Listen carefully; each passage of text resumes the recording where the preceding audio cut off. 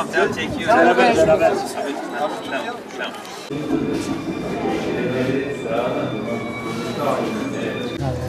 Oyunlarda matematik. İyi bakın. Kim anlatacak bize şimdi? Öncelikle merhaba. Ben Şura. Ben Esma Nur'dan Duygu. Projemizden şöyle bahsedeyim. Projemizin adı Oyunlarla Matematik. Amacımız matematiği daha zevkli bir hale getirmek. Bunun sonucunda matematik sorularını daha pratik bir şekilde çözmemiz sağlanacak. Çarktan başlayalım isterseniz. Öncelikle benim çarkımın ismi matematik çarkı. Matematiği daha keyifli hale getirmek için öncelikle çark yaptık. Çarka konularımızı yerleştirdik. Konularımızla ilgili sorularımızı renkli kartonlara yazdık. 2 grup halinde oynanan bir oyundur. Her grupta 5'er kişi bulunur. 5 etaptan oluşur. Her kişi birer defa oynamak zorundadır. Böyle çarkı çeviriyoruz. Hangi konu gelirse onunla ilgili kartlarımızı elimize alıyoruz. 1 dakikalık süremiz vardır. Bu süre içerisinde, zarf içerisinde kaç tane doğru cevap bulabiliyorsak o kadar takımımıza puan kazanmış oluyoruz.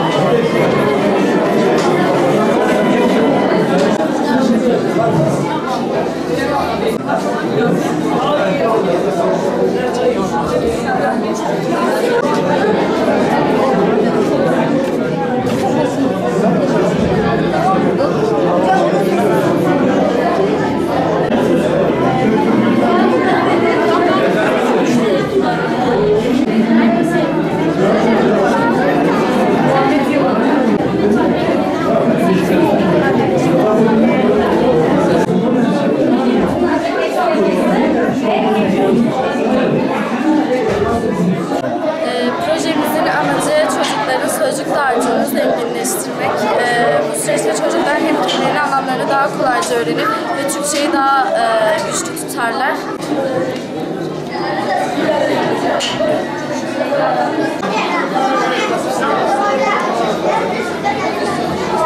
Burada gördüğünüz gibi yayalardan kaynaklanan kazaları az da olsun azaltmak için bir projemiz var.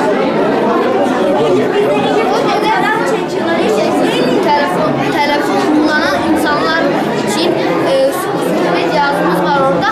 Kesinlikle yayaları ıslatmayacak şekilde az da olsa uyarı şeklinde yapacak. Bunda fark etmeyen yayalar yere baktıkları için kırmızı ışıkları görüp irkilip geri çıkabilecek. İsterseniz bir uygulama olarak gösterebiliriz.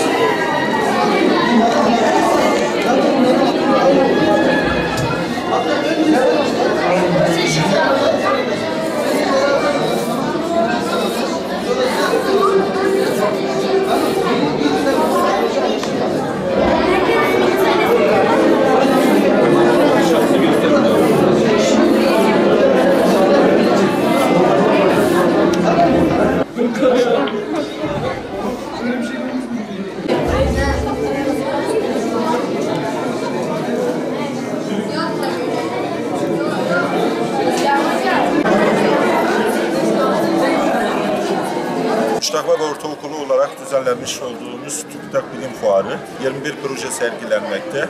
Bu projelerin bir kısmı araştırma, bir kısmı matematik projeleri. Burada öğrencilerimizin yeteneklerini, TÜBİTAK'ın düzenlenmiş olduğu proje yarışmalarına katılmalarını sağlamak. Fen projeleri genelde araştırma projeleri, Bitlis'in suyu, Bitlis'in havasını bitkilere etkisi gibi araştırma projelerimiz var. Matematik dallarında da öğrencilerin matematiğe olan ilgisini artırmak için oyunlarla matematik üzerine kurgulanmış 7-8 tane projemiz var. Bunlarla bizim amacımız öğrencilerimizin matematikteki başarısını artırmak, çevreyi ve doğayı temiz tutmayı sağlamak. Öğrencilerimizin de ulusal yarışmalarda boy göstermesini istememizden dolayıdır.